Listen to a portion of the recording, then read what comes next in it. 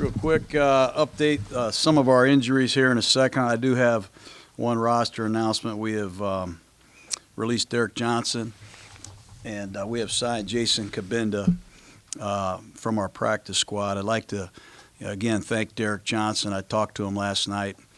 Obviously, it's a very tough decision for us. He did a great job coming in here and giving us some leadership. But we've made that roster change, and we certainly wish Derek Johnson the best. As far as injuries go, Frosty Rucker is improving. He has a neck strain. We hope to have him back for the Colt game. Colecchio Semele making improvements. We're optimistic, but we'll update you next week on his knee. Joseph is improving. He was close. We were hoping he could play in London, but hopefully we have him ready to go after the bye. And Seth Roberts, Amari Cooper are currently in the concussion protocol. We think they're making progress. We'll have to update you next week. Obviously, we're still concerned. Derek Carr is sore, but we think he's going to be okay. And John Feliciano with his ribs is very sore. I think there's a chance we could get him back. And Marshawn Lynch, we are concerned about, has a groin strain. So there's a lengthy list of injuries, and we'll use the bye accordingly to get some men well. But I'll answer any questions I can. Derek Johnson, you had some high hopes for him when you guys brought him in. Is he physically not up to it? Where did you see, why did it not work out with him? Well, he delivered some of the things that we wanted. Obviously, helping our young linebacking core, guys like Markel Lee and Nick Morrow, Jason Cabinda in particular. Cabinda had generated a lot of interest from other teams. We didn't want to lose him. It was a tough decision, and we got to try to improve our run defense. We're going to give Cabinda a shot. You say you're concerned about Marshawn's groin. You mean long-term concern or just? We'll have to update you when we know more. He's going to be evaluated further. But, yeah, we're concerned about him, and we're also hopeful that we can continue to use him. We'll let you know next week. How big a factor has Colton Miller's knee been with his play the past couple of weeks? I think a little bit. I think it's been a little bit of a factor. Brandon Parker missed all the preseason basically with an ankle sprain. He's just now getting healthy. So, I don't think either one of those guys were 100% in London. It's credit to them for going. Hopefully the bye week is at the right time for them. Other than resting and hydrating and all the things you want these guys to do on the bye, what message do you leave them with their time off? Well, I left them with a pretty clear message. I don't want to really, get any further into it with anybody else. I'll say this, we're not tanking anything. I hear the hatred out there, some of the rumors that we're tanking it to get a first-round pick or a higher pick. We're not getting up at 4 o'clock in the morning to tank it. Ain't nobody tanking it. And I don't know who wrote that or who said that, who thinks that, but that ain't the case here. We're going to continue to work hard, continue to build our team, and that was part of the message. All right. The way that the loss went down against Seattle, I mean, the first few games you could look at a few different plays that were a difference in the game, and you could have pulled those out. This last one, not so much. The fact that it's more of a physical defeat. Is there a different way you approach a team after a loss like that as opposed to the losses earlier where there was just a play or two? Yeah, we'll try to do that. There's no question. They got the opening kickoff. They ran it 7 straight plays to start the game. They ran 8 minutes off the clock basically and scored a touchdown. They set a tone in that game. We tried to run the ball ourselves. It was a rainy night. It was in London. We were going to run our best back with our 3 best runs. We made 1 yard and 3 carries. So the physical part of it has to improve, and it's going to improve. And we're going to do everything we can on the practice field to improve. But it helps when you have healthy bodies. It helps when you have healthy linemen, certainly. And we'll try to get them healthy so we can do that. How limited were you guys in the passing game because of the line on Sunday? Well, I would say that, it's obvious that it affected, the ability to drop back and look around and throw the ball. We got to block better than that. We got to play better than that. And, that certainly had an impact, no doubt. When you look at Colton Miller's last 2 games, the sack totals are seem high, but how much do you have to incorporate the fact that he's playing at far less than 100%? Yeah, I think there's some of that. Again, I'm not reading, the exact statistics, who's at fault for what sack. We studied the tape. He was victimized by a hell of a rusher. That guy's a great player. We tried to send help when help was needed, and Clark's a great player. Hopefully the Pro Bowl voters notice that too. But his knee, I don't think is 100%, and I think the bye week is at a good time for him. And I'll reiterate, he's going to be a great player, and we're happy to have him. Jon, are you happy with the effort across the board? Yeah, I am. for your I'm very players? happy with the effort. I have no problems with the effort. Very happy. Miller said his knee injury is similar to KO's. Is that a case where maybe he shouldn't be playing, or maybe KO should be playing, or are other injuries that similar to those two guys? Or? We're doing the right thing. We're doing the right thing, holding KO and playing Miller. But they're both, fighting through, some difficulties like a lot of guys do in this league. Hopefully we get KO back soon. That'll help our left tackle play better. He's missed the last 2 games, and just so happens that our left tackle has struggled a little bit. When you're switching stunts and you're working combination blocks, it helps when you're working with one of the premier guards in all of football. I don't think you need to be a football scholar to know that, there are a lot of things that go into the last 2 outings. You said a couple weeks ago you regret Derek throwing the interception in the end zone, but you don't regret the play call. Are there any decisions you regret in your 9 months here, or do you just? Sure, I regret some. I mean, I got a list of things I regret. I got a list of things. I'm sure you do too. Unless you're perfect. I mean, I don't know. I don't think any of us are perfect. We're trying. We're working hard. I'm not going to never throw the ball in first and goal again. All my friends in the league do it. I don't really think it's living dangerously either, but when it's intercepted and it's ugly like it was, it's going to be magnified, and you just got to continue to go with your gut feeling, go with your preparation, be true to your gut, and that's what I'm going to continue to do. There are going to be some mistakes, and I'll take responsibility for all of them. How much time during the bye week do you personally spend just diagnosing what's gone into the 1-5 start? And I guess as we say it right now, is there anything that you would point to that you feel like is at the top of the list of things that need to be sure of? Well, we're diagnosing everything, not only the plays we've called, the players we've used, the situations that we have had. We're still looking at the roster. We're looking around the league to find means to get better.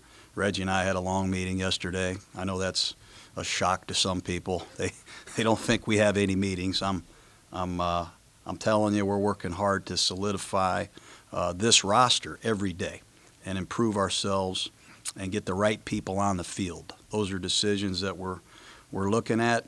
We're going to continue to try to develop our young players, and we're going to stay on the gas pedal and go as hard as we can. Do you anticipate more roster changes during the bye? There's going to continue to be roster changes, certainly, on every team in the league. That's just the way the league is. And players get hurt. We'll see what the medical report is when we return from the bye, and we'll go from there. But hopefully Osemele, hopefully Joseph, hopefully Rucker, hopefully Feliciano and some of the others I mentioned are ready to go full tilt because we need them. One player who seemed to be frustrated with his playing time in London was Rashawn Melvin. And I know that cornerback position has been rotation, but do you feel, is that something where you need to talk to him? I mean, have you talked to him about the roles there? And do you have? I haven't talked to him yet, no. I'm sure I will. I know Paul Gunther did. I heard there was a Twitter report out there. Melvin's on his 7th team, I think. He's had different techniques. Maybe he's confused. I don't know. I'll talk to him. But he's got to play better. He's in a competitive situation. Perhaps he's frustrated, and I can't blame him. What do you think of Worley's play against? There's a few plays that he gave up, but his coverage was really tight. So at the same time, how do you assess the weight? We really like Worley. We really like him. We feel like he's working himself really into a good rhythm. 2 of the passes that were caught down the field were spectacular throws and catches. And you can't really fault the coverage. You'd like to see him pry the ball out of there, and hopefully he'll do that the next time. But, sometimes you got to tip your hat to the other guy. They got players too.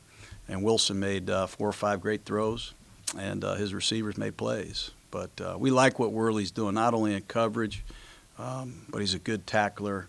He's a reliable player, and he's doing well for us at right corner. We got to get Conley back, hopefully, after the bye. He's another guy, a young guy, that we want to see more of. I think you're going to see Nick Nelson soon, our fourth-round pick. So it's going to be even more competitive for snaps at the cornerback position.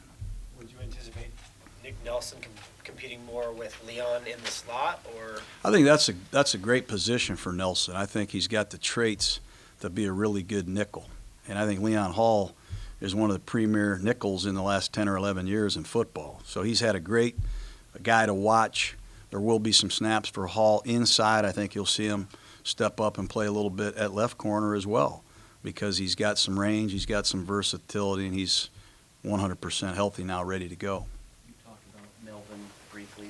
Generally, how do you see the morale in the locker room now? And is that a concern, or is that something that we tend to put too much? No, I think Melvin has, is no different than a lot of guys. When you three-putt a green, don't you throw the ball into the trap sometimes? I mean, when you lose a fish on the hook, don't you get ticked off?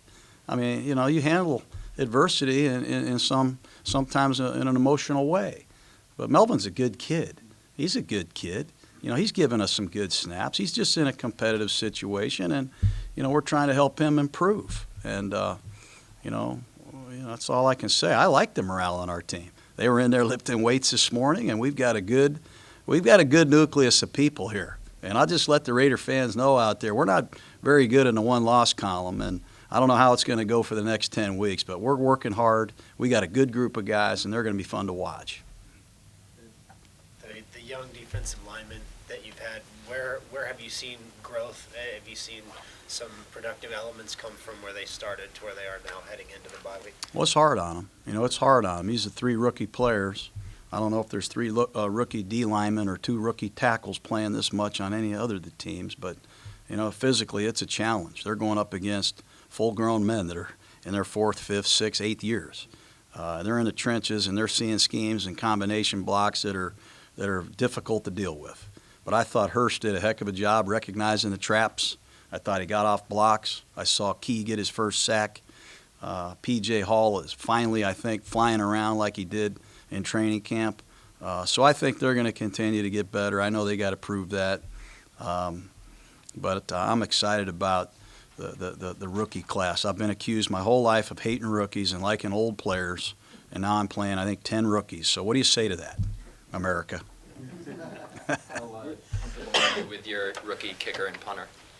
Well, I'd like to get more confident. I'm not happy with the way Johnny is punted. I'm not mad at Johnny. I just, he's got to flip the field for us. We start every drive at our 20. We need to knock some of these teams back at their own 6, see how they like it. We got to flip the field. We got to win the field position battle. I'm tired of saying it. You get the football at your own 20, your own 12 every possession. It's ridiculous. We have got to do a better job not only creating field position, but I think Townsend can be a much more explosive weapon for us. And I know he's got a new long snapper. I know the elements were different the other night. There are some things that he's dealing with. I mean, in his first game, Lee Smith snapped, an emergency snapper. Now he's got a new snapper. So he's going to be fine. Our kicker, we need better kickoffs. We need to get some touchbacks. I talked to Janikowski after the game. The damn guy's still getting touchbacks. We need touchbacks. So we got to improve. We're working hard at it, and that's all I can say. Where have you seen the biggest improvement from Derek's play from when you got him, and what are the areas, the next steps for him? Well, Derek and I had a long meeting already this morning, and look, the results, they need to improve. I know that, but he's the strength of this football team, and we're going to get him to play better. He's on my watch. I said it when I got here. If he doesn't play well, I failed. This guy's a good player that can be great, and we got to protect him better so we can really see what he can do. We got to protect him better, obviously, and if we do that, I think he'll showcase some of the things you saw earlier in the year. He was 29 for 32 at Denver, threw for 450 yards, come back to beat Cleveland. There's a lot to work with there. I'm excited about it. You guys good? You mentioned the first few running plays that you scripted without success in that game. I wonder, was any of that on Marshawn, or the holes just weren't there for him? No, we didn't block him well enough. We missed a block on the backside. We missed a block on the play side. look, Lynch has run well for us, you know, and sometimes, you know, when you play football, 10 guys do the right thing, but one guy misses a block, one guy's laid off the ball, one guy gets knocked backwards. Sometimes what could have been a good play turns into a 1-yard gain or a loss of 1. But we're going to continue to keep working, and we'll update you on the medical part of our team next week. Just to clarify, back to Lynch's injury, is this something that you're fearing could be like longer term? No, I just said he's got a groin that we're concerned about. He, you know, he's going to be evaluated further. I don't want to say anything other than anytime a man like this is sore, I'm concerned. So we'll get him checked out, get it to you as soon as possible.